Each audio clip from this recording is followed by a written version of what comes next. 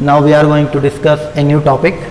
New topic नहीं है, पुराना ही है। इसमें HNO3 का हम लोग लुईस स्ट्रक्चर देख ले रहे हैं, ओके। और यहाँ पर देख ले रहे हैं एक CO का, कार्बन मोनोऑक्साइड का हम यहाँ पर लुईस स्ट्रक्चर देख ले रहे हैं। उसके बाद हम लोग डिस्कस करेंगे फॉर्मल चार्ज। तो HNO3 का देखिए बैलेंस इलेक्ट्रॉन नाइट्रोजन का कितना होता है, जैसे 7n होता है तो 2,5। तो जो आउटर मोस्ट इलेक्ट्रॉन होता है उसे क्या कहते हैं, वैलेंस इलेक्ट्रॉन कहते हैं। तो यहाँ नाइट्रोजन का बैलेंस इलेक्ट्रॉन कितना है, 5। मतलब इस तो यहाँ पर आप जब स्ट्रक्चर बनाएंगे तो नाइट्रोजन को कहाँ रखेंगे, सेंटर पर, क्योंकि नाइट्रोजन और ऑक्सीजन में क्या होता है, नाइट्रोजन लेस इलेक्ट्रोनेगेटिव है इन कंपैरिजन टू ऑक्सीजन, और हाइड्रोजन और फ्लोरीन कभी भी सेंट्रल एटम नहीं होते हैं। इस बात को भी आप ध्यान रखिएगा, हाइड्रोजन और फ्लोरीन कभी सेंट्रल एटम नहीं होते हैं। तो नाइट्रोजन और ऑक्सीजन में देखेंगे तो नाइट्रोजन लेस इलेक्ट्रोनेगेटिव है, सेंटर पे रहेगा। तो इसके कितने इलेक्ट्रॉन है, 5। तो यहाँ हो जाएगा 1 2 4 और एक 5, ओके। कितने ऑक्सीजन है, 3। तो यहाँ पर 3 ऑक्सीजन क्या करेंगे, हम पुट कर देंगे, ओके। तो यहाँ पर क्या हो जाएगा, एक हाइड्रोजन भी है तो हाइड्रोजन को यहाँ पुट कर देंगे, ओके।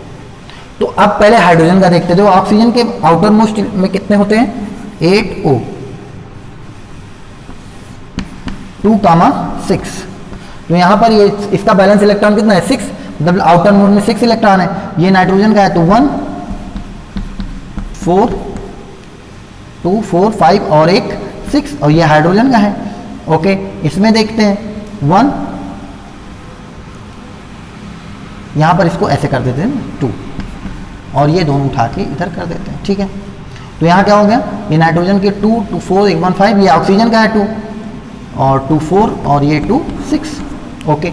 इसका देखते हैं 1 2 4 और ये 6। अब यहाँ पर हम बैलेंस करना शुरू करते हैं। तो यहाँ हाइड्रोजन का देखिए, हाइड्रोजन के 2 कंप्लीट हो गए और ये बन गया क्या, हीलियम। इस ऑक्सीजन का देखें तो 2 4 2 6 2 8, इस ऑक्सीजन का भी ऑक्टेट क्या हो गया, कंप्लीट हो गया। अब आता है नाइट्रोजन, अब आता है कौन, नाइट्रोजन, सॉरी इस वाले ऑक्सीजन को देख लें तो 4 2 6 2 8, ये कंप्लीट हो गया इसका भी। अब इस वाले ऑक्सीजन की बात आती है तो 2 4 6 और 1 8, इस तरीके से ये कंप्लीट हो गया, ओके। अब नाइट्रोजन का देखते हैं। नाइट्रोजन का 2, यहाँ पर 4 2 6 6 4 10 हो जा रहा है, और ऑक्टेट रूल के अकॉर्डिंग आउटर मोस्ट शेल में केवल कितने इलेक्ट्रॉन होने चाहिए, केवल 8 इलेक्ट्रॉन होने चाहिए। तो यहाँ पर होगा कुछ नहीं, ये नाइट्रोजन क्या करेगा, अपने दोनों इलेक्ट्रॉन ऑक्सीजन को दे देगा, उससे लेगा कुछ नहीं, ओके। इसी को कहते हैं कोऑर्डिनेट बॉन्ड। जब पेयर ऑफ इलेक्ट्रॉन या इलेक्ट्रॉन किसी सिंगल एटम के द्वारा दिए जाए, उधर से कोई एक्सेप्टेंस ना हो, तो उसे कहते हैं कोऑर्डिनेट बॉन्ड। तो यहाँ पर ये नाइट्रोजन क्या करेगा, केवल 4, यहाँ पर कितना है 4 2 6 और ये 2 8, उसका अपना, बस वो दोनों इलेक्ट्रॉन, देखो ये नाइट्रोजन का यहाँ पर 2 ही गिना जाएगा क्योंकि नाइट्रोजन के पास 2 है।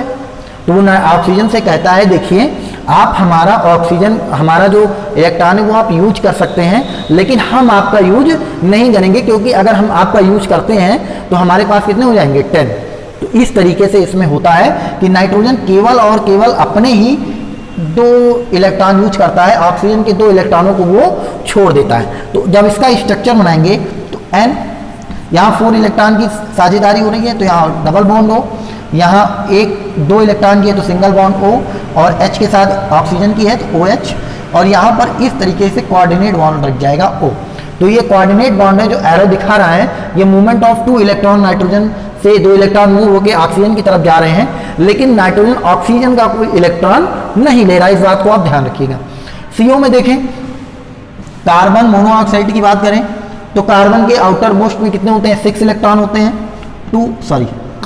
4 होते हैं। तो यहाँ पर 6 कार्बन, देखिए पिछले वीडियो में हमने ये बोल दिया था आपसे कि बैलेंस इलेक्ट्रॉन वो होते हैं जो एक्सेप्ट या डोनेट किए जाते हैं, लेकिन ऐसा नहीं है, उसको आप करेक्ट कर लीजिएगा। जो आउटर मोस्ट सेल के इलेक्ट्रॉन होते हैं उन्हीं को हम क्या कहते हैं, बैलेंस सेल इलेक्ट्रॉन कहते हैं, ठीक है, वो मिस्टेक थी। तो यहाँ पर कार्बन का आउटर मोस्ट में कितने हैं, 4 बैलेंस इलेक्ट्रॉन है। तो 4 बैलेंस इलेक्ट्रॉन है तो कार्बन इस तरीके से उनको पुट कर दे रहा है। फिर ऑक्सीजन की बात करते हैं तो ऑक्सीजन के आउटर मोस्ट में कितने हैं, 6 हैं, तो 2 4 और ये 6। तो अब यहाँ पर ऑक्सीजन का देखिए 2 4 4 4 8, लेकिन यहाँ कार्बन का देखिए 4 2 6 केवल 6 ही हो रहा है। तो यहाँ पर ऑक्सीजन क्या करता है, वो एक कोऑर्डिनेट बॉन्ड के थ्रू कार्बन को क्या कर देता है, इलेक्ट्रॉन दे देता है। तो कोऑर्डिनेट बॉन्ड के थ्रू जब इलेक्ट्रॉन देगा इस तरीके से, तो ऑक्सीजन कहेगा कि कार्बन से कि आप हमारे दोनों इलेक्ट्रॉन आप यूज कर सकते हैं, लेकिन हम आपके इलेक्ट्रॉनों को यूज नहीं करेंगे। तो यहाँ पर ऑक्सीजन और कार्बन के बीच एक डबल बॉन्ड होता है और एक कोऑर्डिनेट बॉन्ड होता है। तो इस तरीके से ये इसका बैलेंस पूरा होता है। तो यहाँ हो जाएगा C डबल बॉन्ड O और यहाँ से एक कोऑर्डिनेट बॉन्ड बन जाएगा। इन सब स्ट्रक्चर्स को आप समझिए और अपने मन से भी कुछ स्ट्रक्चर्स का आप लूज स्ट्रक्चर बनाइए। कोई भी दिक्कत होती है तो आप मैसेज कर सकते हैं। आगे हम लोग देखने जा रहे हैं फॉर्मल चार्ज। देखिए फॉर्मल चार्ज कुछ नहीं, बस एक हाइपोथेटिकल कॉन्सेप्ट है। तो हाइपोथेटिकल कॉन्सेप्ट कहने का मतलब ये है कि ऑर्गेनिक केमिस्ट्री में ऐसे बहुत सारे हाइपोथेटिकल कॉन्सेप्ट आपको देखने को मिलेंगे, जिसमें होता कुछ नहीं, बस हम चीज़ों को एक्सप्लेन करने के लिए, हम स्ट्रक्चर को एक्सप्लेन करने के लिए, किसी चीज़ को एक्सप्लेन करने के लिए हम एक कॉन्सेप्ट डेवलप करते हैं। उसी तरीके से ये है फॉर्मल चार्ज। फॉर्मल चार्ज कुछ नहीं है, जैसे हमने कहा CO3 2-, ओके, तो यहाँ पर 2- पूरे CO3 पर फैला हुआ है, पूरे CO3 पर फैला हुआ है। लेकिन यहाँ पर हम ऑक्सीजन पे दिखाएंगे कि यहाँ पर माइनस चार्ज किस किस ऑक्सीजन पर है। अभी देखिए ये जो फॉर्मल चार्ज हम अभी चैप्टर स्टार्ट किए, ये बेसिक है। अभी आगे बढ़ेंगे, जब रिजोनेंस का कॉन्सेप्ट आएगा तो रिजोनेंस में इस चीज़ को बताया गया है कि यहाँ पर पाई इलेक्ट्रॉन्स का क्या होता है, डीलोकलाइजेशन होता है। लेकिन अभी तक जब हम पढ़ रहे हैं, अभी हम शुरुआत से, मतलब अपने आप को समझिए कि हम 1900 में हैं, तो 1900 में अभी इसके बारे में कुछ नहीं बताया गया है। हम इसको फॉर्मल चार्ज से क्या करेंगे, एक्सप्लेन करने की कोशिश करेंगे, ठीक है। तो हम यहाँ पर फॉर्मल चार्ज होता क्या है, balance electron in free atom, मतलब जो एटम है उसमें कितने बैलेंस इलेक्ट्रॉन है, ठीक है। उसके बाद नंबर ऑफ लोन पेयर, उसमें लोन पेयर कितने बचे हैं। और नंबर पे देखिए formal charge on carbon number 2, तो यहाँ पर क्या है, तो बैलेंस इलेक्ट्रॉन ऑक्सीजन का 6 होता है, minus number of lone pairs 2 4 6 plus minus half sharing electron कितने हैं, सिंगल बॉन्ड है, यानी कि इस पे क्या हो जाएगा 2, दैट इज -6 -6 0 और -1। नंबर 1 पे यहाँ कितना हो जाएगा, ऑक्सीजन का बैलेंस इलेक्ट्रॉन कितना होता है 6 माइनस, अब यहाँ पर क्या है, लोन पेयर कितने हैं 2, 1 लोन पेयर यानी कि 2 इलेक्ट्रॉन, और 3 बॉन्ड है तो -12 × 6, तो क्या हो जाएगा 6 - 2 - 3, तो 3 to 5 यानी कि +1। तो इस ऑक्सीजन पे चार्ज होगा -1, इस ऑक्सीजन पे चार्ज होगा +1। अब इस ऑक्सीजन पे आते हैं, तो oxygen formal charge on oxygen number 3, तो ऑक्सीजन नंबर 3 पे क्या होगा, बैलेंस इलेक्ट्रॉन कितने होते हैं 6, लोन पेयर 2 हैं तो नंबर ऑफ 4, ओके। बॉन्ड कितने हैं, 2 बॉन्ड बना रहा है, नंबर 4 इलेक्ट्रॉन, तो -12 × 2, हाफ इंटू 4, तो ये जाएगा 6 - 4 - 2 दैट इज 0। तो इस पर कोई चार्ज नहीं होगा। अगर आप देखें तो +1 -1 0 हो जा रहा है, ये 0 मतलब पूरे ओजोन पर कितना चार्ज है 0। अगला आइटम हम लोग देखते हैं,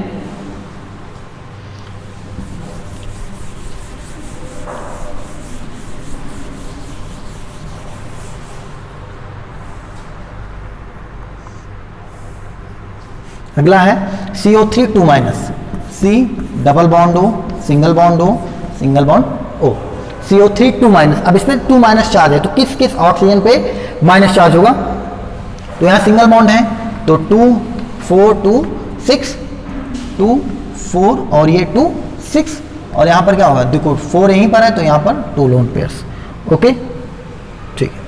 अब यहाँ पर कार्बन को 1 दे देते हैं, इस ऑक्सीजन को 2 नंबर 3 नंबर 4 नंबर, तो formal charge on atom number 1 carbon पर, तो कार्बन का बैलेंस इलेक्ट्रॉन कितना होता है 4 माइनस, उसके बाद number of lone pairs, carbon के 4 बॉन्ड इसने कंप्लीट बनाया तो कोई लोन पेयर नहीं है, तो यहाँ क्या हो जाएगा 0। देखो लोन पेयर कब बनता है, जैसे बैलेंस इलेक्ट्रॉन ऑक्सीजन में कितने 6, बैलेंस इलेक्ट्रॉन कितने 6, और उसने 1 से बॉन्ड बना लिया, बचे कितने 5, तो 5 क्या हो जाएंगे उसके, मतलब 2 के पेयर में लोन पेयर हो जाएंगे।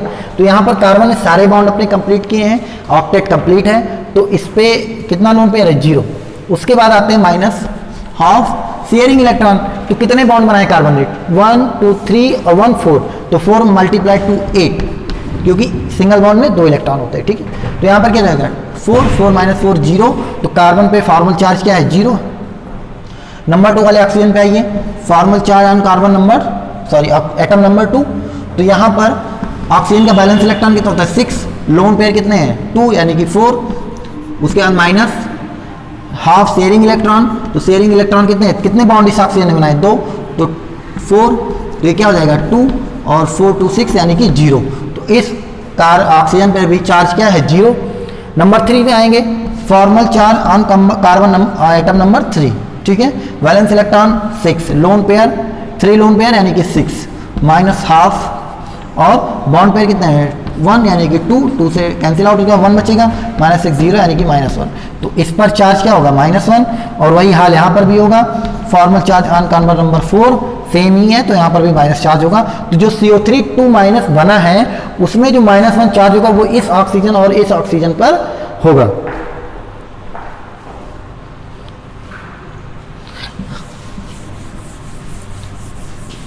इसी तरीके से हम लोग फॉर्मल चार्ज के कॉन्सेप्ट को अप्लाई करते हैं। अब हम देखने जा रहे हैं, एक टॉपिक है लिमिटेशन ऑफ ऑक्टेट रूल।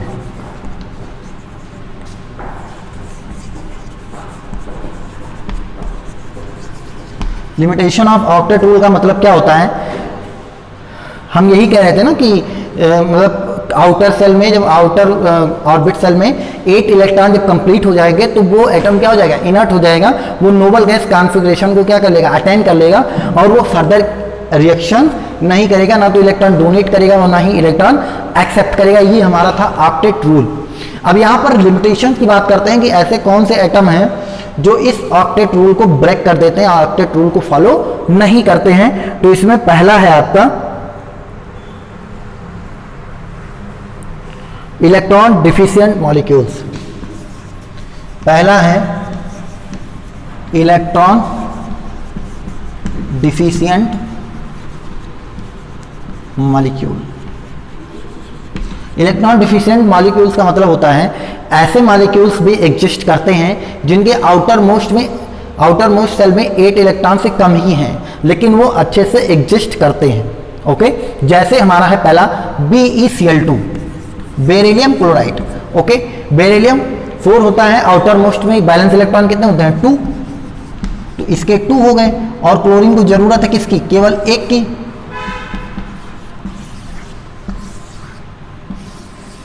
अब इसके अब इसको बैलेंस आउटर मोस्ट सेल में कितने इलेक्ट्रॉन हो गए 2 2 4, लेकिन ये एग्जिस्ट करता है। अगर ऑक्टेट रूल को हम माने तो ऑक्टेट रूल के हिसाब से वही इनर्ट गैस में होगा, इनर्ट होगा जिसमें आउटर मोस्ट में 8 इलेक्ट्रॉन हो, या हीलियम बनने के लिए 2 होने चाहिए, यहाँ तो 4 है, फिर भी ये क्या है, ये एग्जिस्ट करता है नेचर में।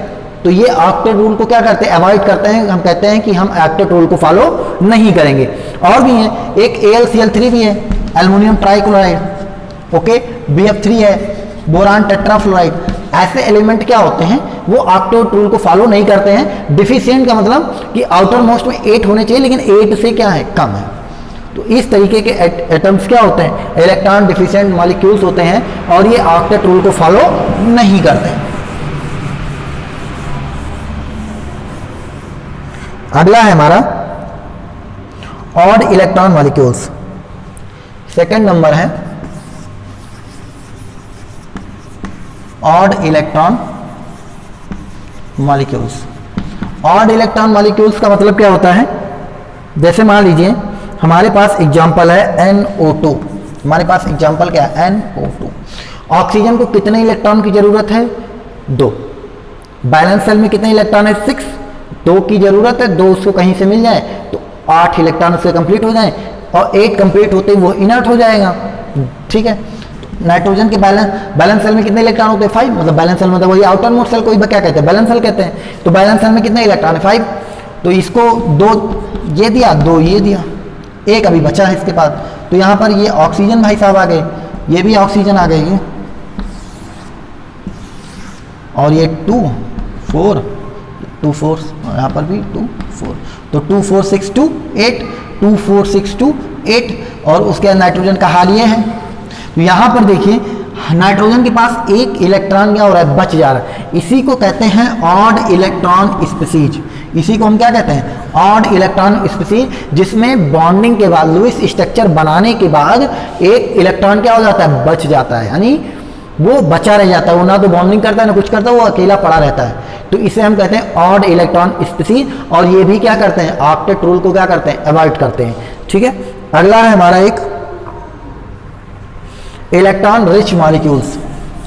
अगला है हमारा एक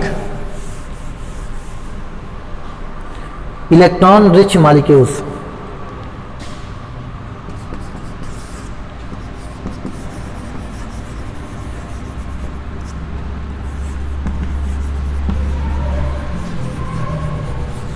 अब इलेक्ट्रॉन रिच मॉलिक्यूल्स का मतलब कि इसमें 8 से ज़्यादा इलेक्ट्रॉन हो जाएंगे। अगर हम लुईस डॉट स्ट्रक्चर बनाएंगे तो इसमें 8 से भी ज़्यादा इलेक्ट्रॉन हो जाएंगे आउटर सेल में। तो यहाँ पर ये क्या होता है, ये भी क्या करता है, ये भी ऑक्टेट रूल को क्या करता है, अवॉइड करता है, उसको मानता नहीं है, क्योंकि ये बहुत शुरुआती कॉन्सेप्ट था। अभी जैसे जैसे हम केमिकल बॉन्डिंग के चैप्टर में आगे बढ़ते जाएंगे, कॉन्सेप्ट और क्लियर होता जाएगा, और समय में भी, टाइम में भी हम आगे बढ़ेंगे। ये बहुत शुरुआती था। इसका एग्जाम्पल था, मान लीजिए H2SO4। क्या H2SO4, अगर SO4 का स्ट्रक्चर बनाएं तो कुछ इस तरीके से बनता है H2SO4 का। सल्फर का कितना होता है, 16 होता है सल्फर का। अगर 2, 8, 6, कितना है, 6। आउटर मोस्ट में कितने हैं, 6 है। इसको जरूरत कितने की है, 2 की। लेकिन यहां पर देखिए कितने हैं, अभी सल्फर को देखो 1 2 3 4 5 6। ओके, तो बैलेंस सेल में कितने इलेक्ट्रॉन है इसके, 6। ठीक है, और यहाँ पर अब अगर हम बनाने की कोशिश करें, यहाँ देखिए यहाँ पर कितने ऑक्सीजन कितने हैं, 2, और ये 2 4 5 6, और ये 2 8। यहाँ पर देखिए 2 4 5 6, ठीक है, और 2 और रहेंगे, 2 और यहाँ पर रहेंगे। यहाँ पर भी देखिए 2 4 6, 2 4 और ये 6। ठीक है, यहाँ पर देखिए सल्फर का देखिए यहाँ पर 2 हो गया, 3 हो गया, 4 हो गया, 5 और ये 6। ठीक है, तो अब यहाँ पर देखिए आउट वैलेंस सेल में कितने इलेक्ट्रॉन है, 6। और ये 6 क्या कर रहा है, साझा भी तो कर रहा है, मतलब शेयरिंग भी तो 6 है, खुद 6 दे रहा है, ऑक्सीजन से भी 6 ले रहा है। तो इसके आउटर मोस्ट सेल में कितने हो गए, 12 इलेक्ट्रॉन। क्या हो गए, 12 इलेक्ट्रॉन। तो शेयरिंग करने के बाद इसके तो 12 इलेक्ट्रॉन हो रहे, 8 से 4 इलेक्ट्रॉन ज्यादा हो रहे। मतलब क्या हो रहा है, मतलब ये भी ऑक्टेट रूल को क्या कर रहा है, अवॉइड कर रहा है, मतलब ऑक्टेट रूल को फॉलो नहीं कर रहा है। लेकिन इस ऐसे कंपाउंड्स में क्या हो रहा है, 8 इलेक्ट्रॉन से ज्यादा है, तो इसे कहेंगे इलेक्ट्रॉन रिच मॉलिक्यूल। और जैसे BCl2 BF3 पढ़े थे, तो वहां पर क्या था, इलेक्ट्रॉन डिफिशिएंट स्पीसीज थी, और इलेक्ट्रॉन स्पीसीज हमने देख ली हैं। ओके, अगला है ऑक्टेट ड्रॉबैक्स।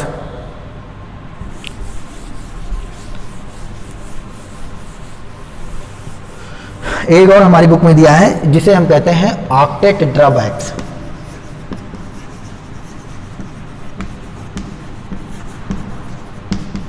अब ऑक्टेट ड्रॉबैक्स की बात करते हैं, तो यहां पर देखो सीधी सी बात है, जो ऑक्टेट रूल बनाया गया था वो ये सोच के बनाया गया था कि नोबल गैसेस जो भी हैं उनको हर कोई अचीव करना चाहता है, नोबल गैसेस को।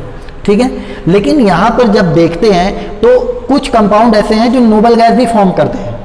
तो हम जिसको आइडियल मान रहे थे वही आइडियल नहीं निकला।